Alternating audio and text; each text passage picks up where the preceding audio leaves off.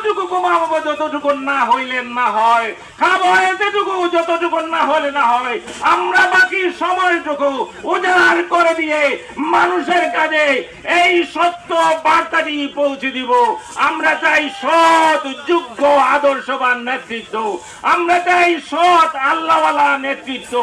এর পক্ষে আপনারা আছেন কিনা জিজ্ঞাসা করবেন। সকলে বলবে হ্যাঁ আমরা আছি। আবারও আপনাদেরকে আন্তরিক ধন্যবাদ জানিয়ে আর সকল মা বোনদের, সমাজের মানুষের কাছে আমাদের প্রার্থীর সালাম পৌঁছবার আহ্বান জানিয়ে আমার বক্তব্য শেষ করছি। নির্বাচনে যে দুটি পক্ষের অবতারণা করা হয়েছে, আজকে যারা সংস্কারের সনদে স্বাক্ষর করেছে তারা হায়ের পক্ষে বড় কষ্টে আছে।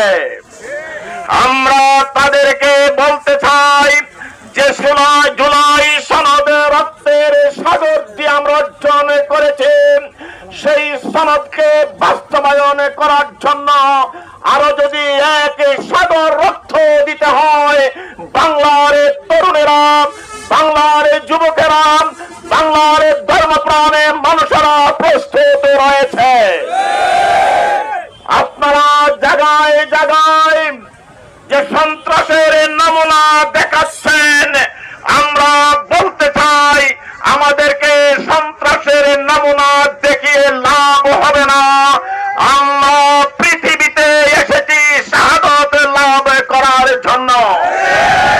আমরা সত্য প্রতিষ্ঠা করব, না হয় মৃত্যুবরণ করব। আগামীর 12 তারিখের নির্বাচনে আপনারা যেভাবে চান আমাদের প্রতি অত্যাচারের সিন্দুরার চালান, আমরা ক্ষান্ত হব না, আমরা নীরব হব না, নিস্তব্ধ হব না ইনশাআল্লাহ।